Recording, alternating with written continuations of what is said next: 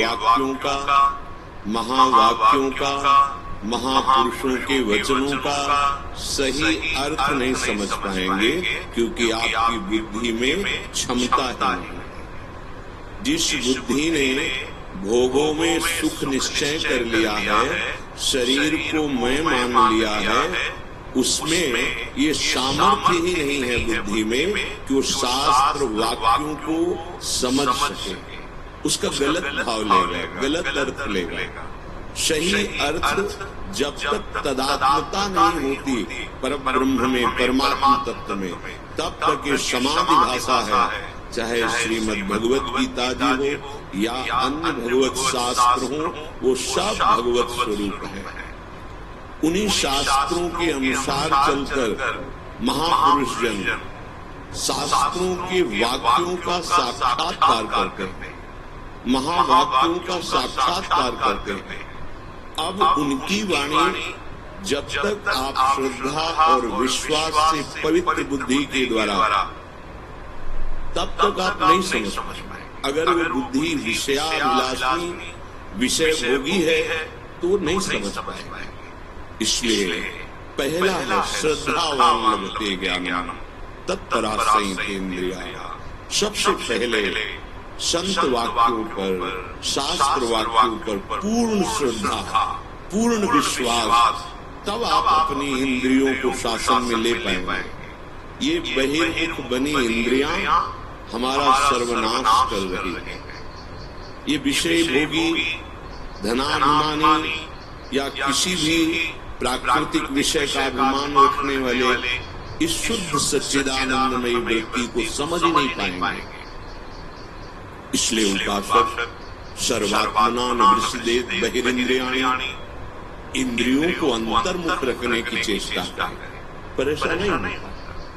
उपासक सदैव बाहर ही विचरण करता रहता है। किस बात की उपासना, किस बात का ज्ञान? जब परम ज्ञानी भगवान शंकर अपना अनुभव कह रहे हैं कि उमा कहो मैं अनुभव अपना, सत हरि भजन जगत सब सपना। ये बहुत बड़ा दीर्घ स्वप्न चल रहा है। तुम जगोगे तो जैसा शास्त्रों में लिखा है वैसा ही अनुभव आएगा, कोई नया अनुभव नहीं होगा। पर जब तक मोह निद्रा अविद्या ग्रसित हो, तब तक तुम्हें शास्त्र वाक्य समझ में नहीं आएगा। उपासक सावधान रहे। अहोभाग्य जो हमको ये भगवत मार्ग मिला है, चाहे जिस मार्ग से चलो उसी तत्व का अवगाहन होता है, उसे ब्रह्म परमात्मा भगवान ईश्वर जो भी नाम ले वही है।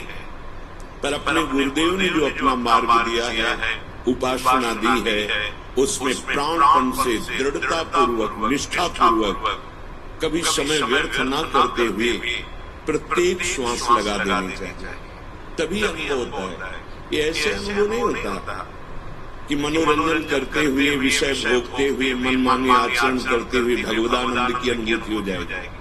किस मन से, किस बुद्धि से? और मन बुद्धि की जहाँ पहुंच ही नहीं है, कैसे? ये तो बड़ी कृपा हुई कि हमें युक्ति मिल गई, तो मन बुद्धि में आकर सच्चिदानंद स्फुरित होने लगा गुरु कृपा से। इसलिए बहुत सावधानी से यात्रा प्रारंभ की जाती है और यात्रा चली जाती है और यात्रा पूर्ण होती है। जब पूर्ण होती तो कोई यात्रा ही नहीं थी, कोई यात्रा ही नहीं थी, केवल भ्रम था। भ्रम की निवृत्ति होती है, साधना से भ्रम की निवृत्ति होती है। जो सत्य था वही है, वही रहेगा। अब सावधानी से उपासना मार्ग को हम पुष्ट करें। इसलिए श्रीपाद प्रबोधानंद जी महाराज बहुत सावधानी की बात करते हैं। श्रीपाद कह रहे हैं कि यदि आपके अंदर ये दोष है तो वृंदावन में रहते हुए भी कृपा का अनुभव नहीं कर पाओगे। वृंदावन असमर्थ हो जाएगा, परम सामर्थ्यशाली वृंदावन असमर्थ हो जाएगा। ये